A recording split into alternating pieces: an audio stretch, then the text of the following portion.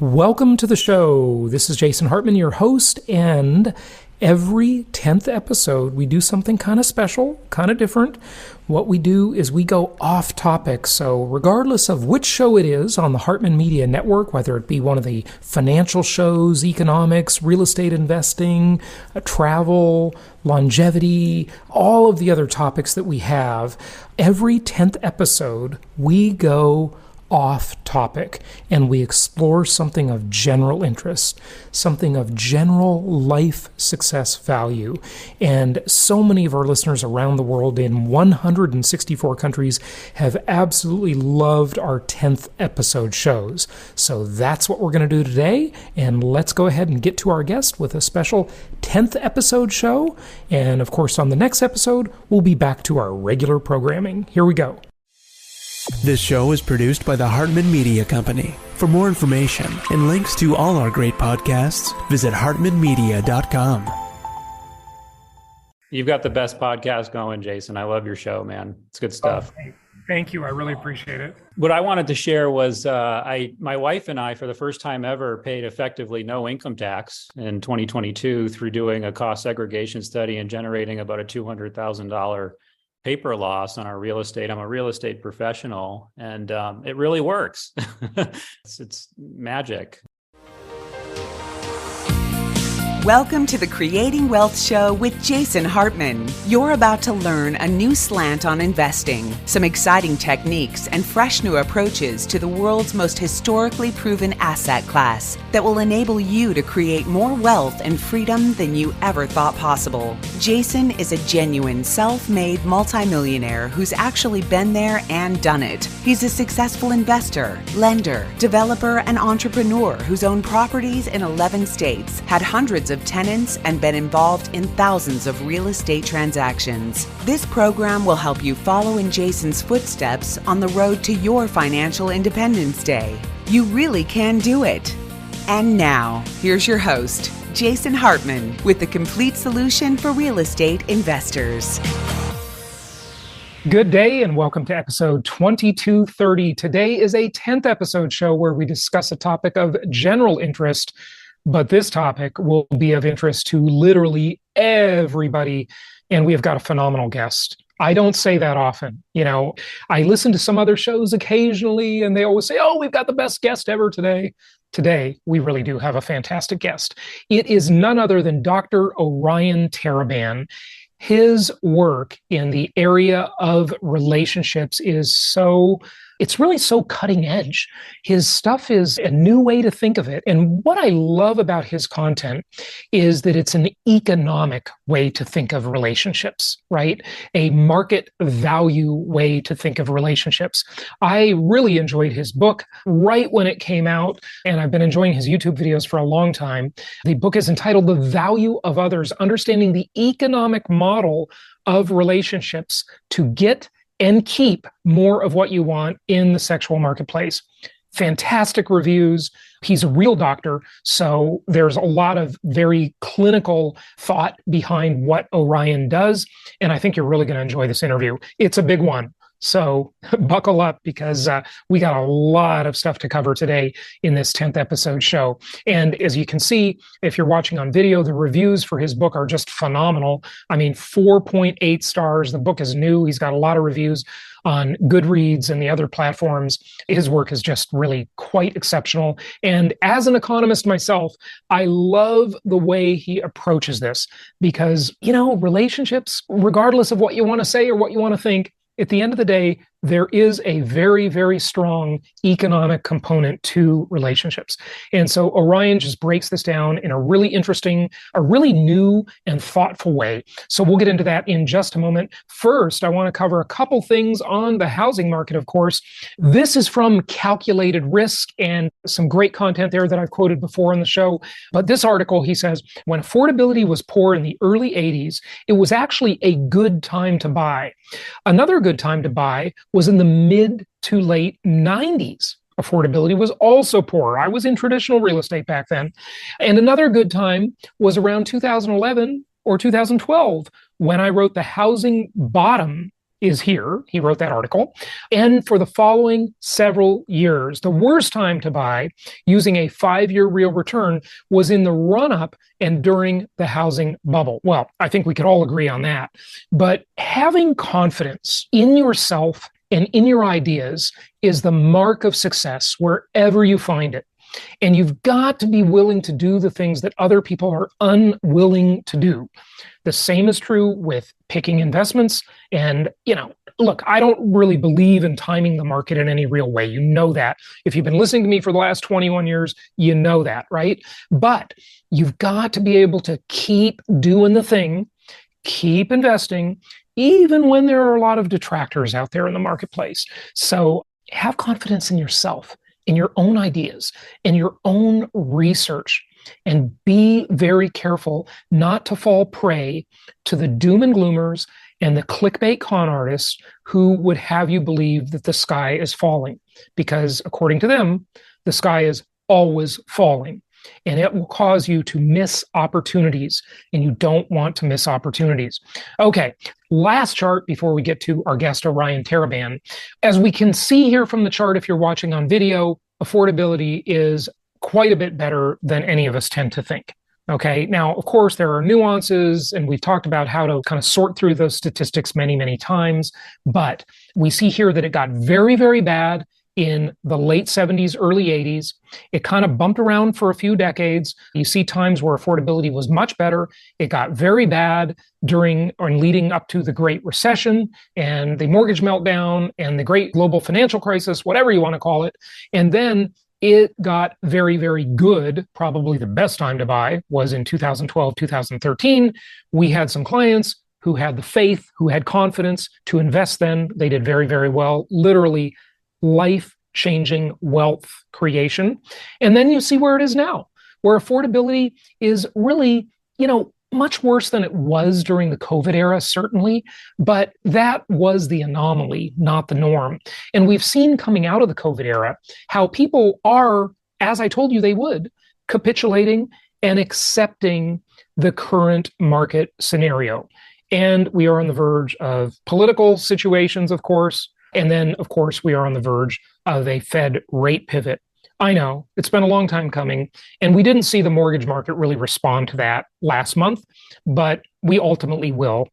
Don't worry, keep the faith. It's happening. Okay. So we get down to that magic number of 6%, 5.5% in 30-year fixed mortgage rates. And wow, millions and millions of new buyers are now able to afford, and that's going to push prices up because we have a very significant inventory shortage. All right, that's it for business today.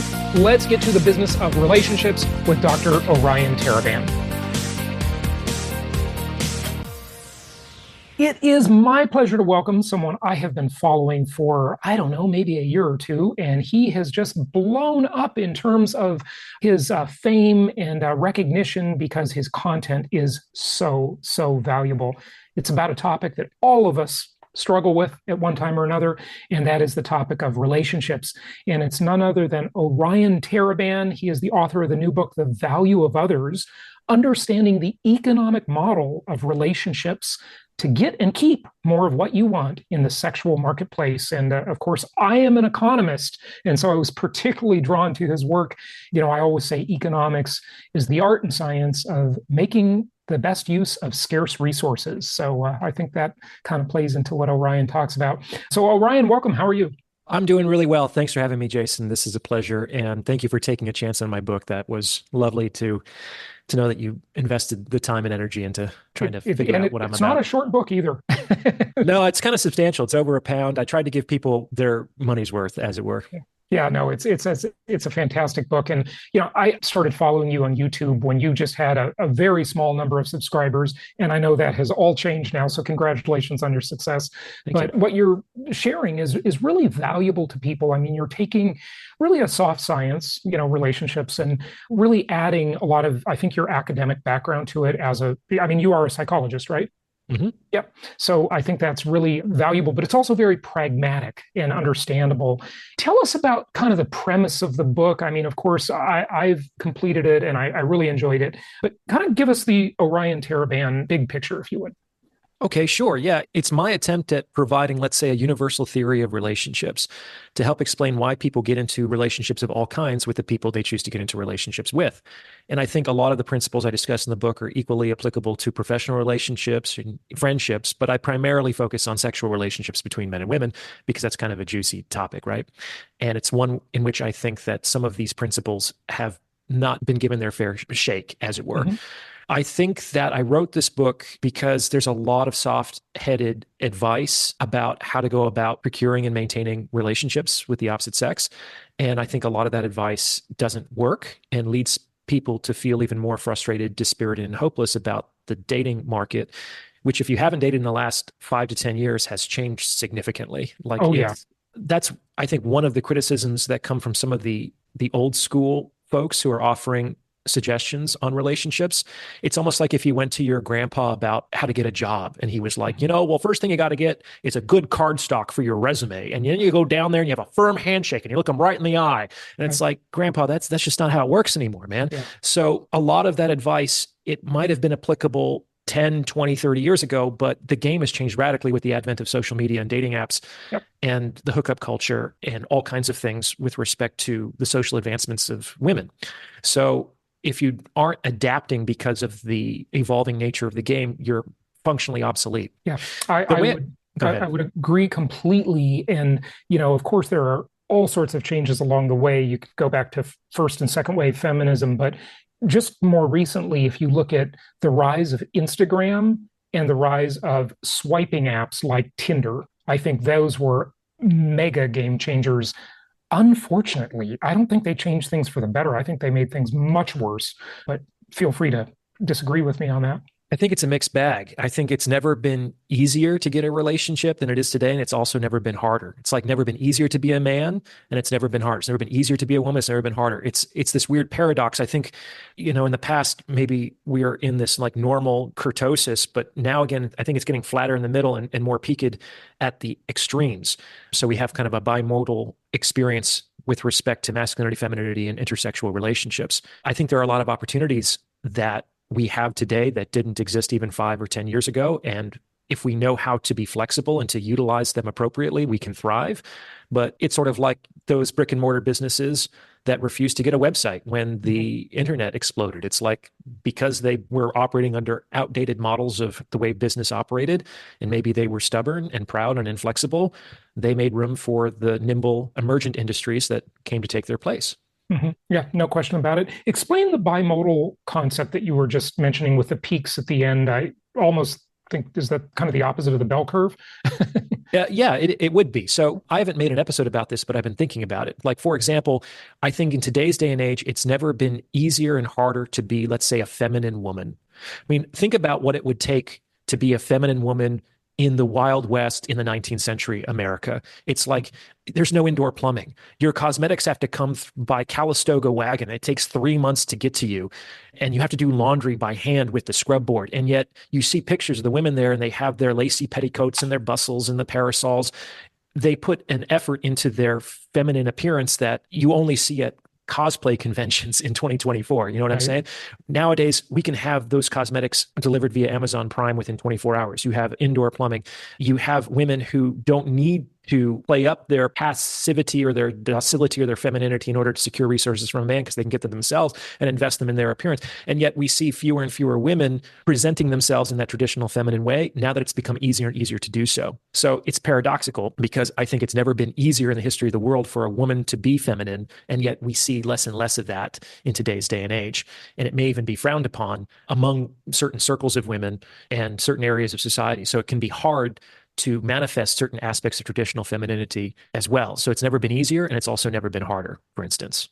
I was not sure if you're familiar with the professor. I believe his name is Gad Saad, and he's written a book called, it's just about sort of the woke culture and so forth. But one of the points he makes that's interesting is, and I want to ask you about this, why is it that women and men, but I guess particularly women, since men are the more visual creatures, it seems there's a concerted effort at making oneself look ugly on purpose. I mean, face piercings and tattoos and obesity. I mean, like, it almost seems intentional. We know the food supply is poisonous in America. I mean, that's another discussion. But, and, his thesis on that was that women in particular are intentionally taking themselves out of the mating pool. I don't know about that. Yeah. But I can speak a little bit from my own personal experience. When I was in my 20s, when I was an actor in New York City, I was kind of a hipster, and I was definitely more left-leaning at that time. And it was cool to like buck some of the traditional standards of beauty and attractiveness. I didn't get all pierced and tatted up because I kind of missed that wave. But if I was born maybe 5 or 10 years later, I might be that way now and have those remnants today. So I think that it's sort of like a badge for those in the know to say, hey, I am kind of too school for cool, or I'm in the know with respect to the cutting edge, and I'm positioning myself against the standard monolithic culture. So it's a kind of it's like hipsters are an evolution of hippies. It's a form of counterculture. Yeah. And I think it's a way of identifying yourself to those who can pick up the signifier. Mm-hmm. Yeah. Well, by the way, just so the audience has it, the book is called The Parasitic Mind: How Infectious Ideas Are Killing Common Sense. That's the name of the book that I was referring to. But yeah, I get it. I mean, look, in the 60s, people grew their hair long. They rebelled against the 50s culture, which was sort of conformist and that kind of thing. It just seems rather extreme now. And at least then, I think you could argue that Robert Plant and Jimmy Page, Led Zeppelin, on stage, they looked attractive to some people, right? But now it just seems like there's an intention to look literally ugly. I mean, I don't know. Maybe it's certainly ugly to some people. Old. Some people love it. I mean, Mick Jagger was kind of the androgynous rock star from the 60s and 70s who kind of skirted the line between performative masculinity and femininity. And I'm sure he did very well with respect to his sexual relationships.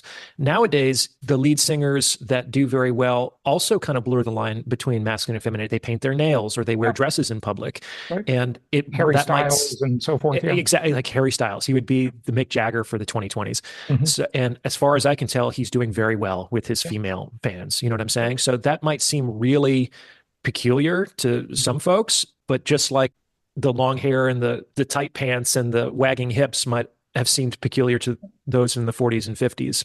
Well, and I wasn't really talking about the gender polarity concept when I said that. I was just frankly ugliness, but whatever. Maybe I'm getting old and not very hip It's anymore. Just so strange. It's like I've studied a little bit of beauty, and it seems to be so relative to time and place. Like there was a period, if you watch some old samurai movies, like Kurosawa films, he takes pains for them to be historically accurate, and you might see every once in a while, one of the female characters smile, and it's like she has no teeth because it was the fashion at the time for women to blacken their teeth. Oh, weird. Which looks totally crazy to me. Right. But apparently that was like a sign of sexy femininity in 15th century feudal Japan.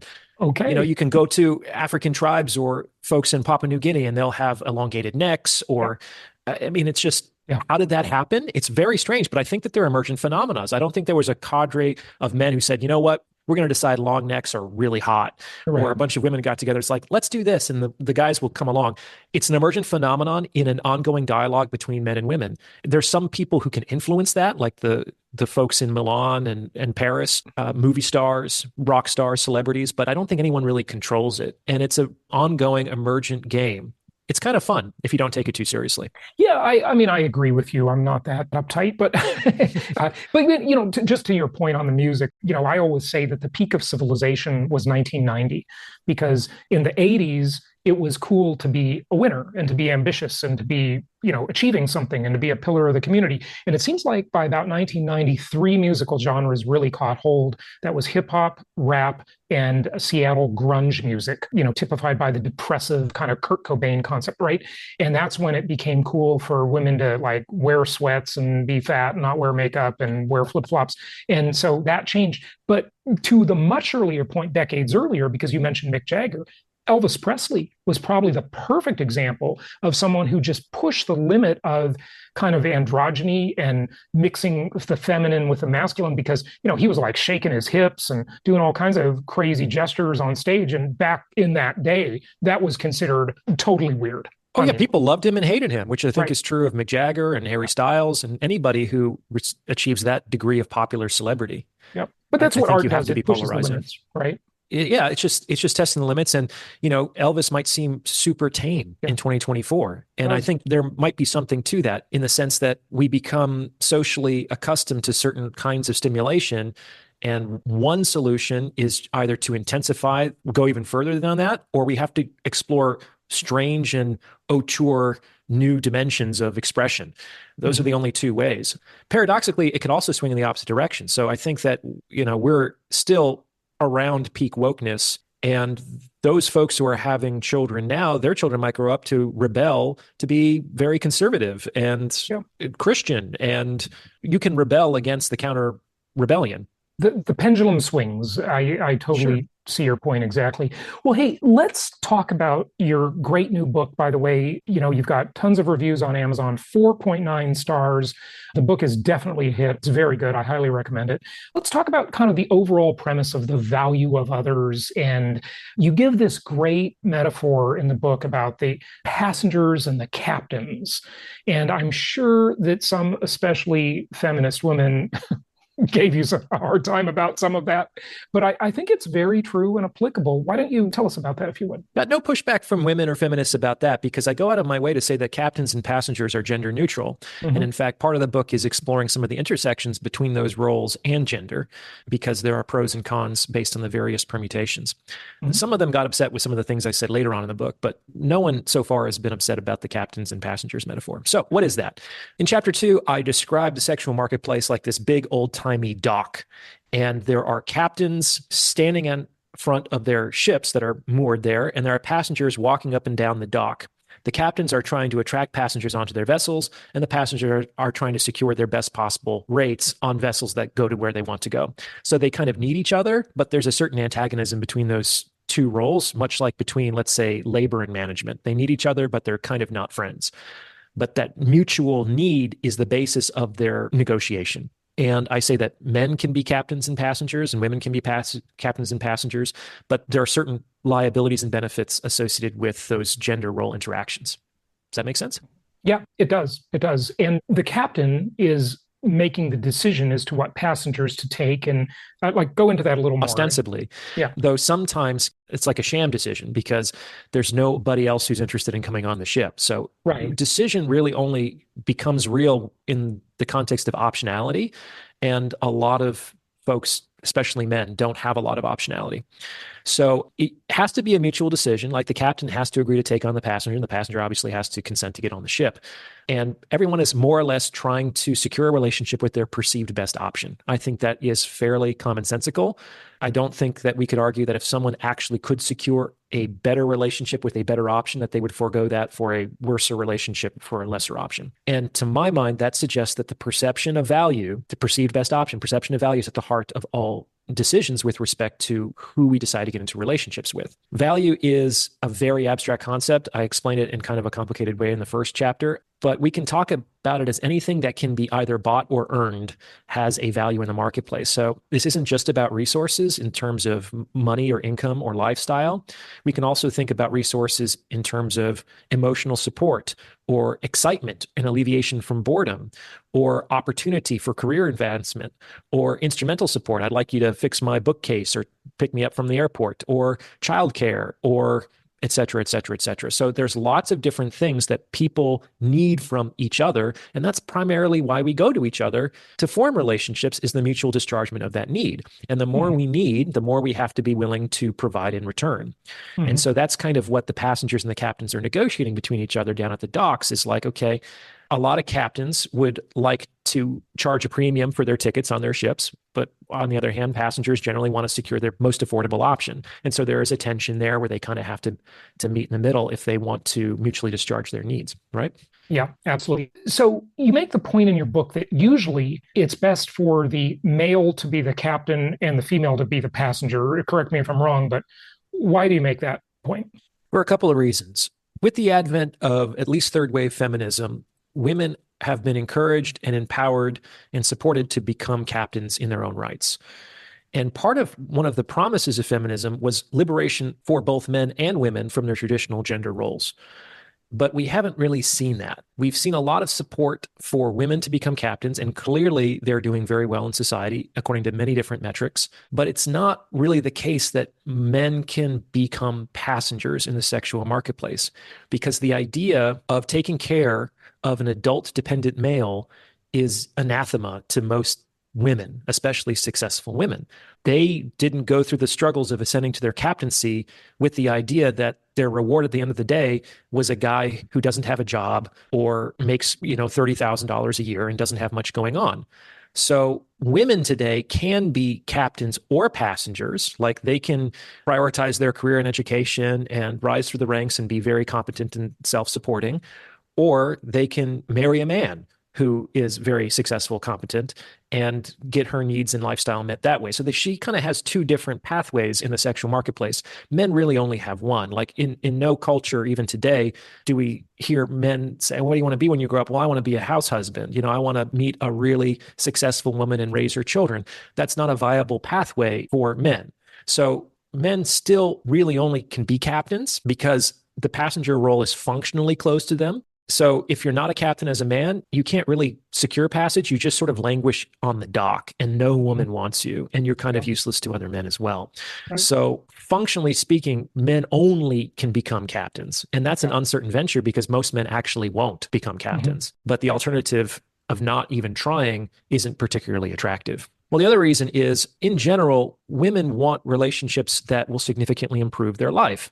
And if a man doesn't offer the opportunity to improve her life, she's probably just going to keep thriving on her own and waiting for a better option. So most of these women who become captains functionally want to get into relationships with a male captain. Mm-hmm. But that creates what I call in the book the two-body problem, which is if a man and a woman both spend 10 years of delayed gratification and intense effort to ascend to their captaincy, like, on what basis is the female captain going to leave her boat behind to join the man, or the man's going to leave his boat behind to join the woman? You have the two-body problem, which is once you attain to the captaincy and you put in that much time, energy, money, and effort, you're not going to give that up to become a passenger on somebody else's boat. And so you enter into this sort of like Mexican standoff between men and women, where it's like, okay, no, you should be on my vessel. No, you should be on my vessel. And so they can't really do business with each other. Like, two captains are kind of as useless to each other as two passengers. Mm-hmm. And there's a lot of different solutions that folks try to come up with to navigate this two-body problem of two captains, but all of them tend to be less effective and less efficient than a pairing between a captain and a passenger, irrespective of their genders. Yeah, there's so much. I want to make sure we cover two of my favorite videos of yours. Number one, acceptable loss. You really enlightened me when I listened to that video. I did not ever think of it that way. And that's one of the things that's great about your content. It makes you think in new ways. And then how many women are construction workers. I think those are two important things. But another thing you talk about, and I think it applies right here in the captain-passenger metaphor, is the adored and the adorer. And that is always true, that in every relationship, certainly every girlfriend I've had over the years, it's always like, I like her more, or she likes me more. You can sense it, and I'm sure she senses it too, right? What's interesting about that, and what I think you're saying, is that it's actually better to be the adorer than the adored. I don't know. You want to talk about that a little bit? It can be. So just for your audience who isn't familiar with the concept, basically I talk about what I call the balance of attraction, which is the fact that it's not possible for two people to like each other exactly the same amount, right? Which suggests in every relationship, there's always someone who likes the other person more, and there's someone who likes the other person less. I call this. And it varies through time too. It can, though, over time, folks do tend to settle into emotional patterns and, relationship dynamics. So after usually a few months, there's not these wild swings where people are changing polarity. For something to radically change polarity, for the woman I'm dating to become the adored after years of being the adorer, that would require some kind of really watershed moment in the relationship or in their lifestyle. Like, she'd have to become very famous, or I'd have to lose all of my money, or there'd have to be an affair. Like, something would radically have to change the nature and structure of the relationship for that to happen. Okay. And so it can fluctuate, but generally somebody is consistently the adored and someone is consistently the adorer. That's what I found. Okay, so which one is it better to be? Well, I don't think it is better to be one or the other. And that's one of the points that I make, is a lot of times people think it's better to be the adored, and they think, oh, I want to be loved and I want to be the object of adoration. And that just sounds so nice. And that just seems so easy. And what I argue in the book is that there's actually pros and cons, benefits and liabilities to each of these positions. I think they're value neutral, and it's for each person to really be honest with him or herself to decide which of these roles might be a better fit for my personality. In fact, what I argue is that most people actually want to be the adorer. That's exactly my point. And the reason for that is the thing that tends to characterize the adorer role more than anything else is that this is the person in the relationship who feels more. Right. This is where all the emotions happen. The person who's the adorer gets to wait with bated breath for the phone call to come in, is really excited when the date happens, is crestfallen when the date falls through.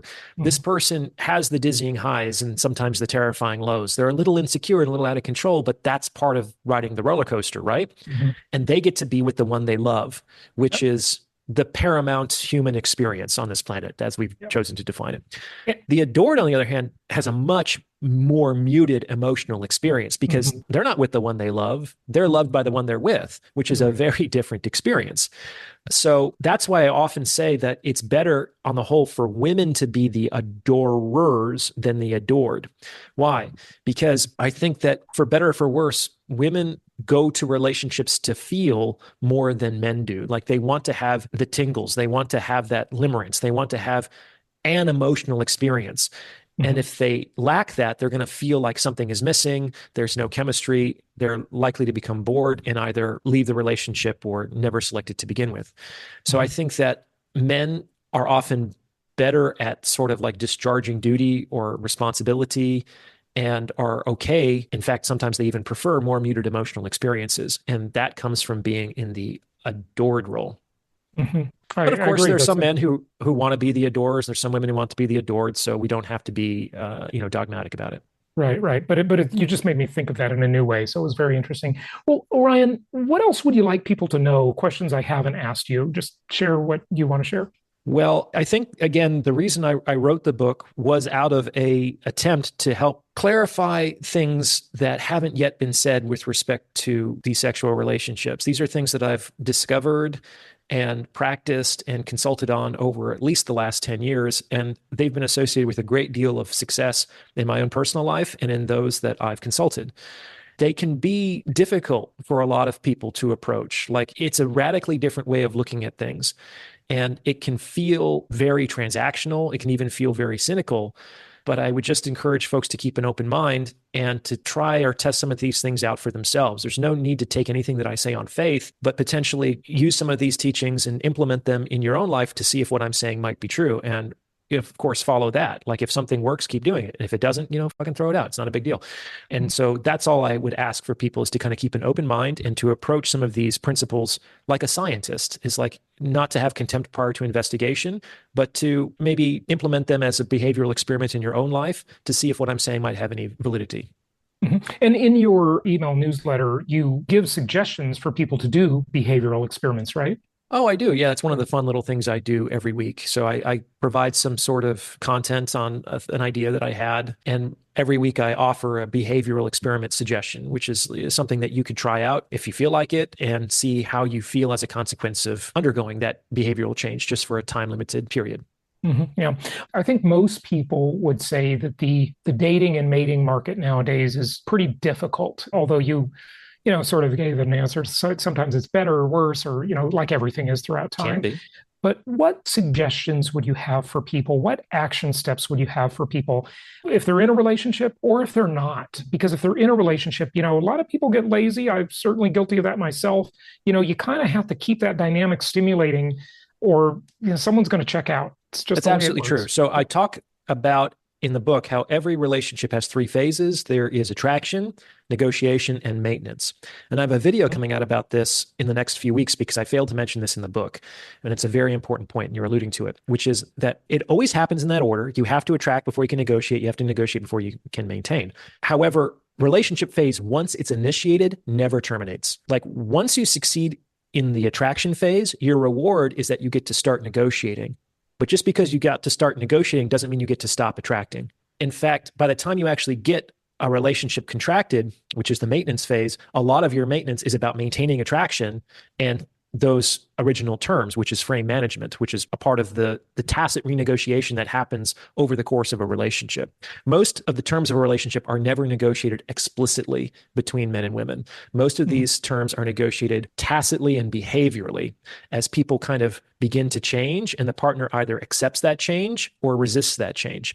And so the partners are functionally communicating like how expensive the new terms of arrangement are going to be for the other partner by their reactions to their new behavior. So you're absolutely right. You have to continue to maintain attraction. You never get to take your foot off the gas with respect to that part of the relationship. Just like every day I have to show up and do my job. And if I just phone it in for too long, like I'm going to stop getting clients. They're not going to come back. I'm going to get bad reviews. It's like we accept that as just common sense with our professional careers.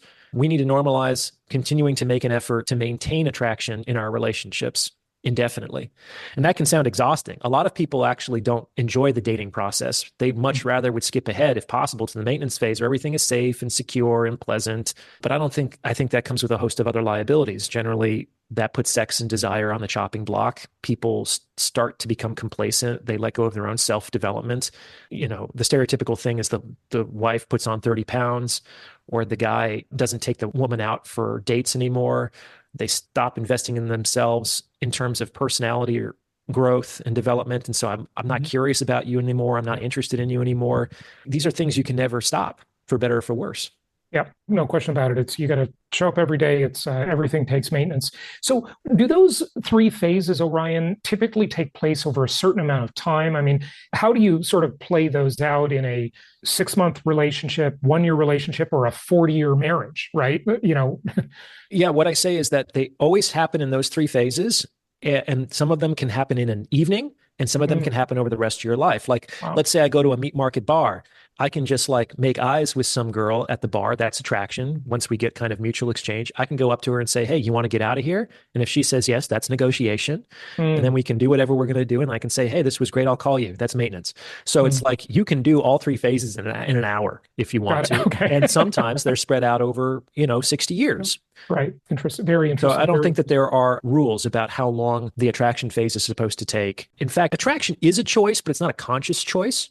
So most of us don't have access to the decision maker with respect to that. Like, for better or for worse, we can't, at least in terms of our experience, we can't really control who we're attracted to. And that can certainly go down, but it's very difficult for that to go up significantly. Like, sometimes you can meet a very attractive member of the opposite sex and be like, okay, wow, I'm pulled towards this person. I want to go talk to him or her.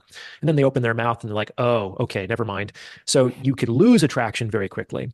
Yep. But it's very rare that you might see somebody that doesn't even register, or you're even disgusted by, but then they open their mouth and you're like, oh, wow, I really love what this person has to say. And I'm going to ignore some of the things that I've seen. So attraction is generally not a choice. It happens unconsciously. We generally know who we're attracted to and who we're not very quickly. And attraction, it's very easy to lose and very hard to gain. I have noticed, though, in the past, at least for me, that attraction, if it doesn't happen initially right away, it can increase over time just by hanging around with the person. Now, maybe that isn't romantic attraction and it's just sort of friendship attraction. I'm not sure, but is that possible? You're absolutely right. The long-term relationships that I've had that have been most successful, when I first went out with them, I was like, oh, they're okay. My head wasn't in the clouds and I wasn't walking on air and my heart wasn't beating out of my chest when we touched. That spark, which is something that a lot of, especially young people, are chasing. I think that's associated with very poor relationship outcomes, or at least very short-term and passionate and tempestuous outcomes. It's sort of like the candle that burns twice as bright burns for half as long, kind of a thing. Right. And these women that I had very fulfilling long-term relationships with, like, I would just keep showing up because there was kind of no reason not to. And over time, I started to appreciate them on a deeper level. And that was the basis of an enduring relationship. So it can happen that way, but that's a slow and gradual process. And if at any point of that 6-month period, if something that was too unattractive happened, it probably would have, shattered the process and we wouldn't have been in a relationship. So that's kind of my point, is that it's so much easier to lose attraction than it is to gain attraction. I'm curious, Orion, and a lot of people would ask a musician this type of question, but other than your own great work, who else do you look to, that has really good teachings on this topic? Maybe people of the past, the famous psychologists or contemporaries? Sure. I do read a lot. Like, I don't get to read as much as I would like to these days because I'm very busy, but I've spent the last 30 years basically reading as much as I can about all kinds of different things. When I do read, I generally read dead people. It's very rare for me to read a living contemporary author. A lot of the basis for the economic model I actually got from von Mises and the Austrian School of Economics. Are you libertarian? I'm adjacent. I don't know if I'm full on libertarian, but I do like a lot of their ideas. I've had many Mises Institute people on the show over the years. I mean, that dude was just so smart. I remember I read Human Action for the first time, and it was like I would be shouting out loud every page because he had a banger, at least every paragraph. That guy got it. He was very direct and incisive and cutting with his insights. So that definitely opened my eyes. And as he discusses, economics is really very similar to your definitions, the art and science of making decisions with scarce resources that can be implemented in various ways. So it's a decision-making science. And people make decisions with respect to who they get into relationships with. And so that was sort of my first glimmer that maybe some of these principles can be applied to human mating and dating, especially because I think von Mises makes a fairly strong argument that a lot of these axioms that govern how people make decisions are kind of universal, culturally independent, and may even be, I don't think he makes this argument, but may even be neurobiological in the same way that logic doesn't differ from culture to culture from time to time, which suggests that the perception or appreciation of logic might be built into the human brain and its expression in the mind. Yeah, I would say, except lately.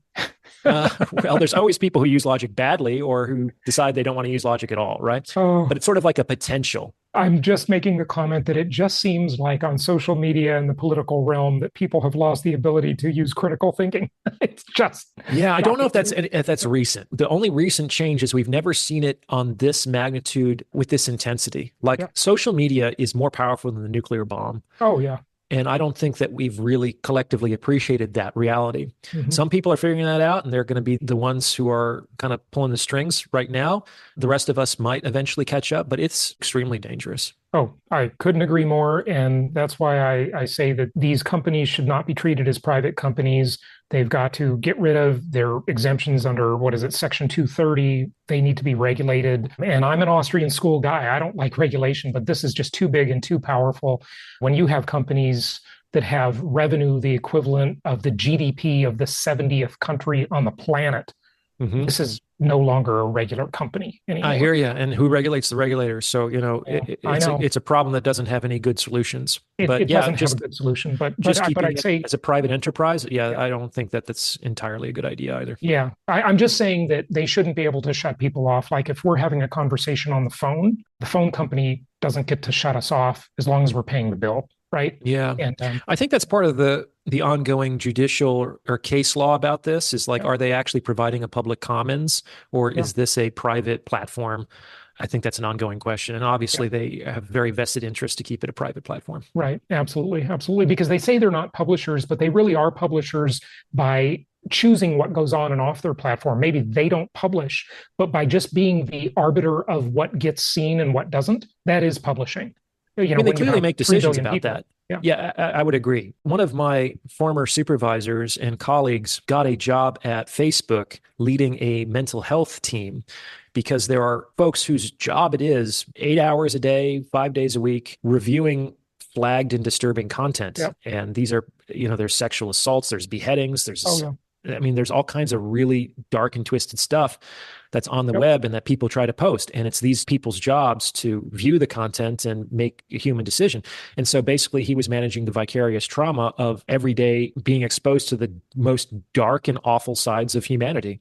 So clearly, even the most hard-nosed libertarian would say, no, that stuff, it should be a free market and First Amendment. We should allow people to do that kind of stuff. So clearly, we all agree that decisions need to be made about what content should be disseminated, but that suggests that you're already making decisions about what's published and what's not, right? So you're already on that slippery slope. Yeah, look at, if it's who you want for president versus who I want, that should not be censored. Okay, that it's just certainly that seems very problematic. But that is what they do.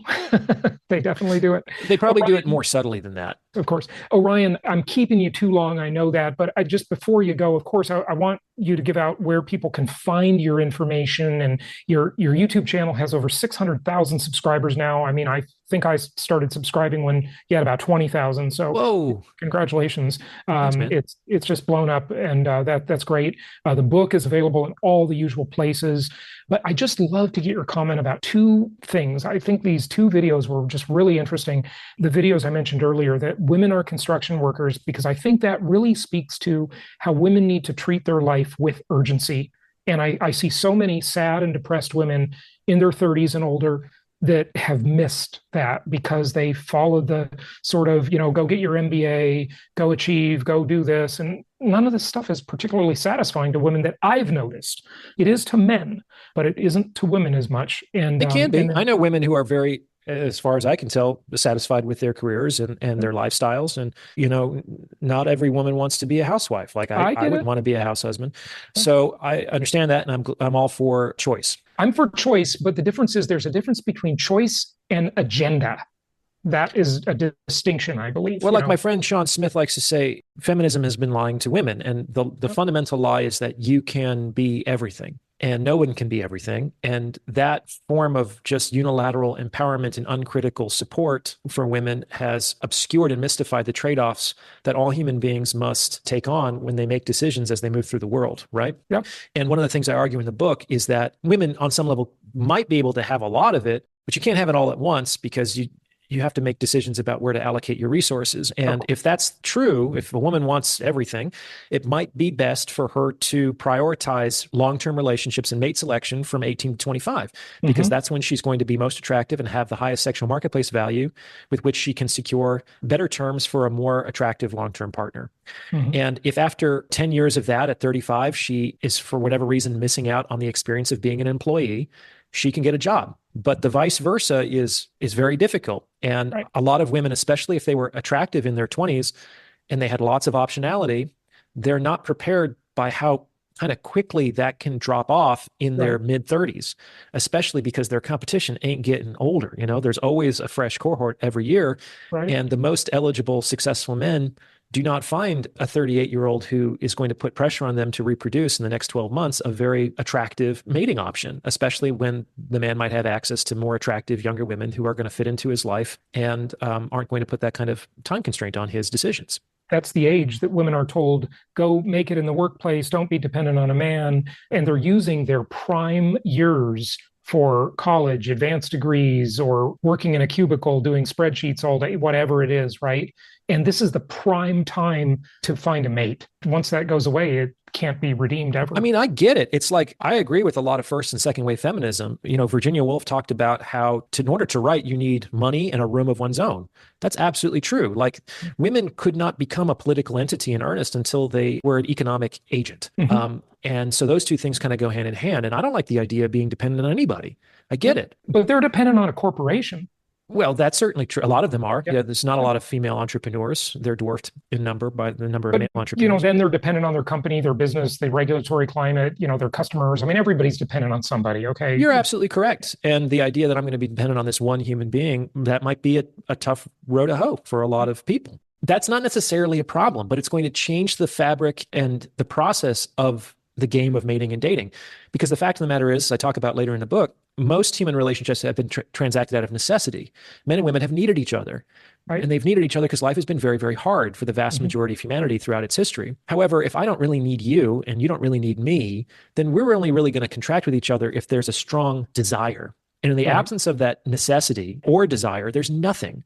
And so that's why we see more men and women holding out for longer periods of time, because they don't need a partner, and more desirable options exist somewhere out there in the seemingly infinite pool of potential mates. And so that's not necessarily a problem, but it's certainly significantly reducing the number of relationships that are being transacted on an annual basis. I think if it's a continuum, we need to need each other a little more than we do now, for sure. I mean, in the past, maybe, marriage was just a business deal historically, right? Oh, usually, that's how it's mostly done. The pendulum needs to swing a little bit toward actually needing each other, because we do need each other, right? And a lot of times it takes decades to figure that out, that we've missed that opportunity.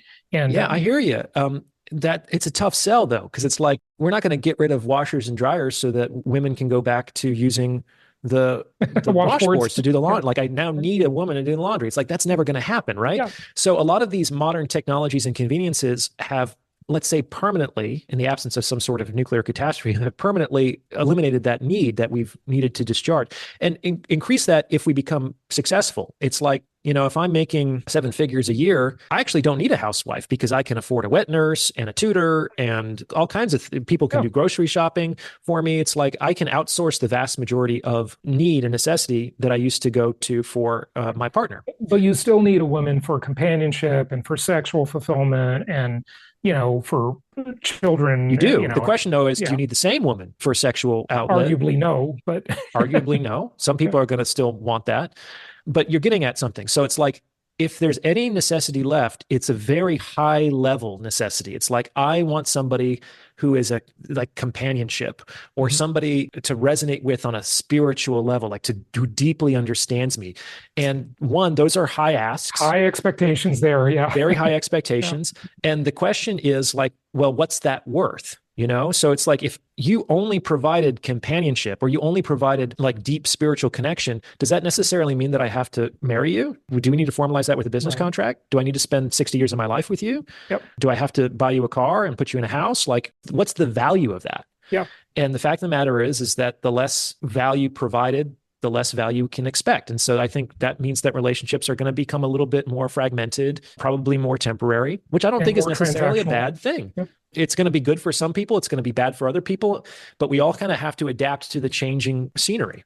Yeah, we certainly do. And you're helping people do that. So I appreciate your work, Orion. Do you want to give out a website or have people go to your YouTube or what? Sure. So my YouTube channel is called Psychhacks. That's the easiest way to find my content. You can go to psychhacks.com. That is my website where folks can get links to buy the book, The Value of Others. Here it is. Book a paid one-on-one consultation, join my free weekly newsletter, etc. So those are some of the best resources out there. My website, psychhacks.com, and the Psychhacks YouTube channel. Excellent. Orion Taraban, thank you for joining us. Oh, it's been a pleasure, Jason. Great conversation. Thank you. Thank you so much for listening. Please be sure to subscribe so that you don't miss any episodes. Be sure to check out the show's specific website and our general website, hartmanmedia.com, for appropriate disclaimers and terms of service. Remember that guest opinions are their own, and if you require specific legal or tax advice or advice in any other specialized area, please consult an appropriate professional. And we also very much appreciate you reviewing the show. Please go to iTunes or Stitcher Radio or whatever platform you're using and write a review for the show. We would very much appreciate that. And be sure to make it official and subscribe so you do not miss any episodes. We look forward to seeing you on the next episode.